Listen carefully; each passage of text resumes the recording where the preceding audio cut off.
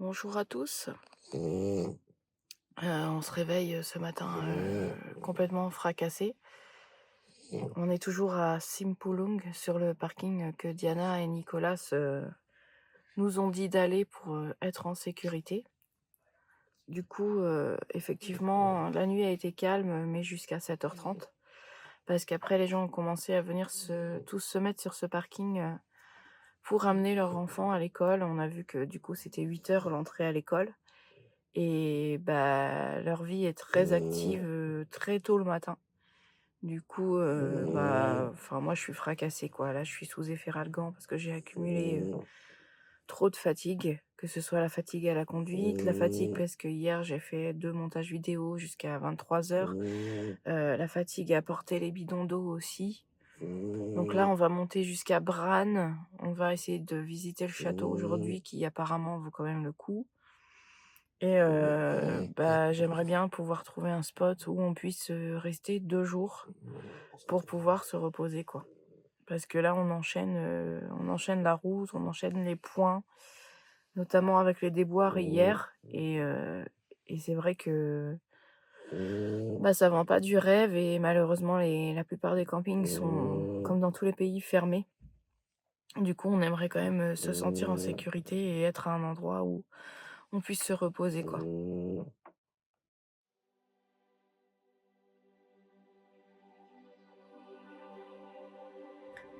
Bienvenue à toi sur notre chaîne de voyage. Nous sommes une famille de 3 filles. Moi, Noémie, ma femme Irène et notre fille Rosie. On voyage avec nos 2 chiens, Viking et Sushi. On est parti en juillet 2025 avec notre fourgon pour un tour d'Europe avec un rêve en tête. Découvrir le plus de choses possibles et te les partager aussi à travers notre contenu, que ce soit dans des décors de rêve ou dans nos galères. Abonne-toi pour découvrir tout ceci à nos côtés. Merci de nous aider à poursuivre notre passion en nous donnant de la visibilité.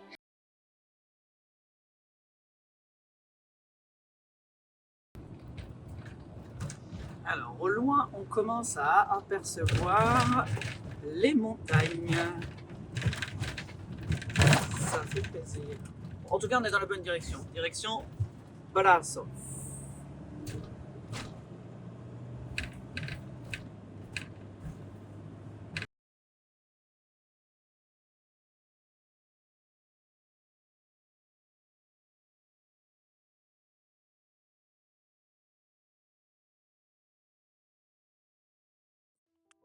Au fur et à mesure que nous entrons en Transylvanie, nous découvrons une architecture vernaculaire d'Europe centrale, façonnée par le climat montagnard, les matériaux locaux et un mélange culturel roumain, hongrois et saxon.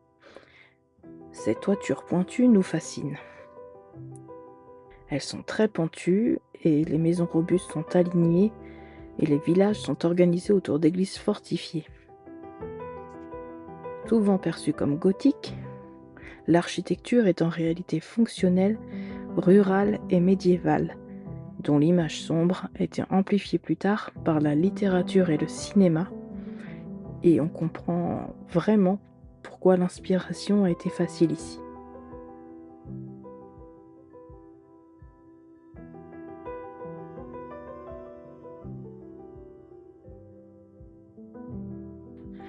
À partir de là, plus on évolue, plus on avance et plus on commence à avoir le souffle coupé par ces paysages.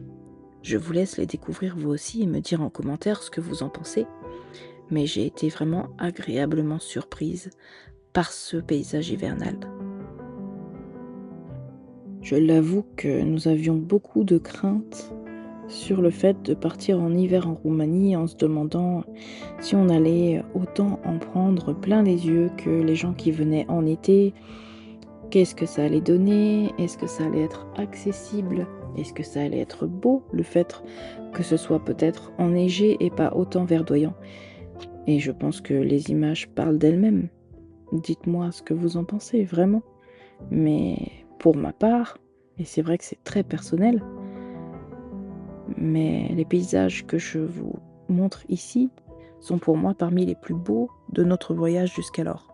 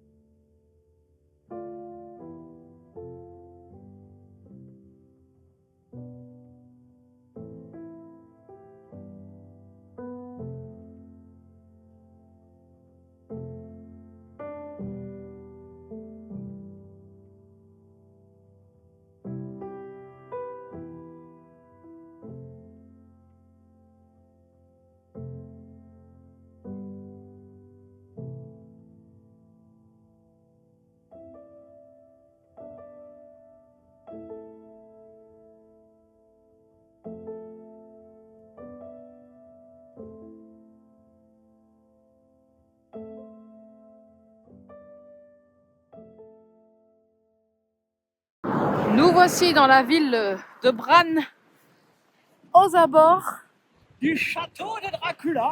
du château. Ouais, J'avais dit que c'était un château attrape Dracula. touriste, mais on a décidé de le faire quand même pour se faire notre avis. C'est ça. Donc J'ai hâte de voir, moi. bah, je vais essayer de vous filmer tout ça. Alors malheureusement, ça va être beaucoup de photos aussi, mais pas de drone autour du château, Ouais, il y a trop de vent. parce qu'il y a énormément de vent. C'est bizarre parce qu'on est dans le creux de la vallée par rapport à là où j'étais tout à l'heure quand j'ai fait voler le drone. Mais il y a un vent de fou furieux là, donc j'ai pas trop envie d'exploser le drone et je pense qu'il va se mettre en alerte de toute façon. Donc bah, je vais surtout faire, on va faire beaucoup de photos. Attends, est-ce que t'as pensé à ta gousse d'ail? Mince, Ah mince. on n'a pas pris ni pieux ni ail. mince. Comment va-t-on s'en sortir? On ne sait jamais s'il y a des chauves-souris. C'est que c'est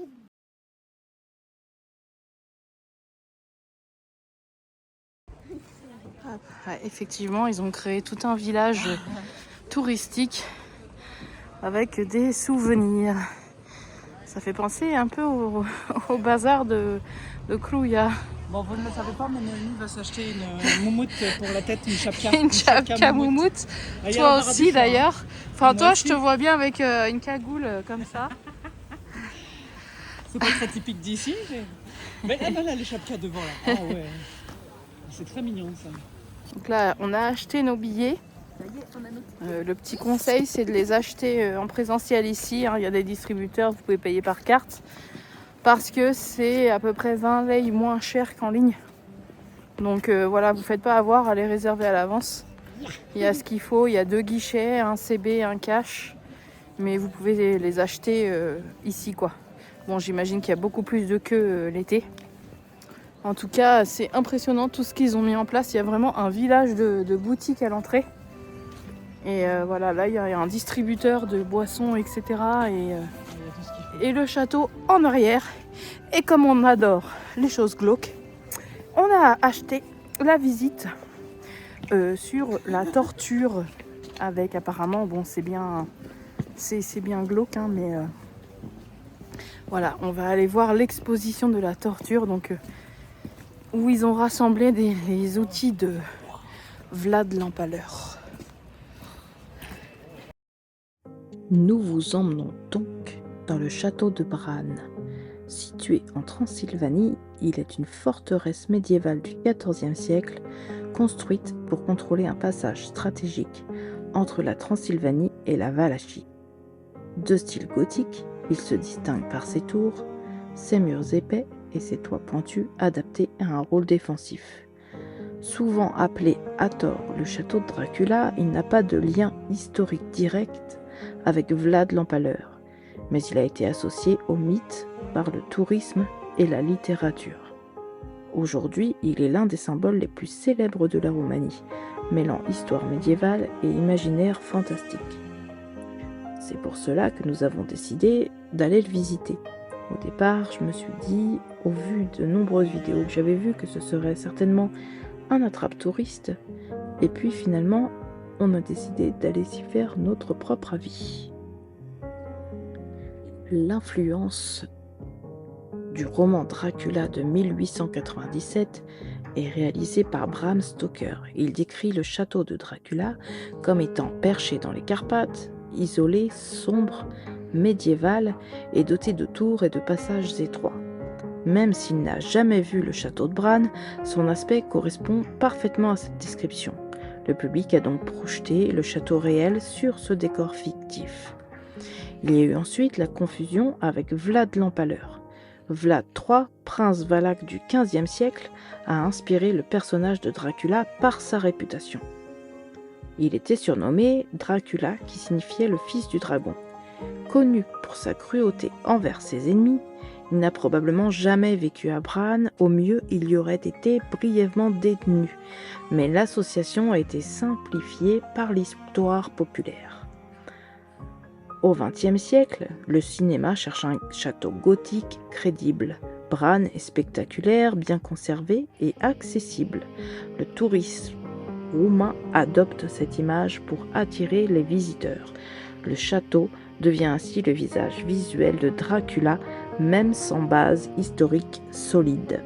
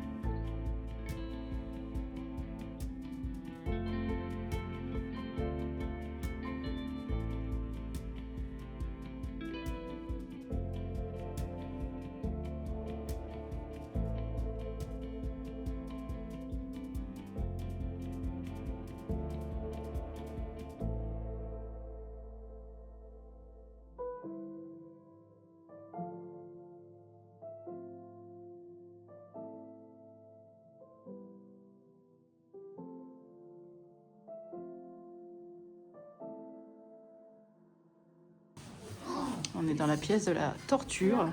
Ah oui, ça c'est un truc particulier. Un truc particulier. Ça aussi, je ne m'asserais pas spécialement dessus. Ça va, c'est de bois, ça fait pas trop mal. Mais c'est pas du tout. Hein, C'est la ceinture de chasteté. mais pas du tout. Si, regarde. Chastity, the chastity belt. Ah oui, ah oui. Regarde, tu vois, ils mettent ça, hop, et plus personne ne... Non mais c'est un truc. Après, tu veux les... Ça, j'arrive pas à savoir. Ah, c'est... là-dedans. En fait, Enfin. c'est le genou. T'avais les genoux comme ça, les jambes Ah, derrière. oh, quelle horreur. Après, on t'écrase, tac, tac. Ça se referme sur tes genoux. Et t'as ça aussi.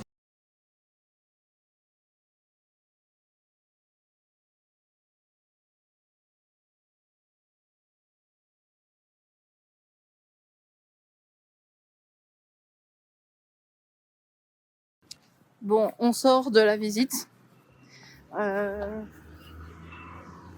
Que dire? Bah, c'est sympa. Après, effectivement, c'est hyper touristique dans le sens où on a l'impression d'être à Disney. Mais franchement, ça vaut le coup d'œil. Hein. C'est un château qui est assez beau, qui est bien restauré du coup. Et après, pour combien on en a eu l'entrée avec la visite de la 270 lei.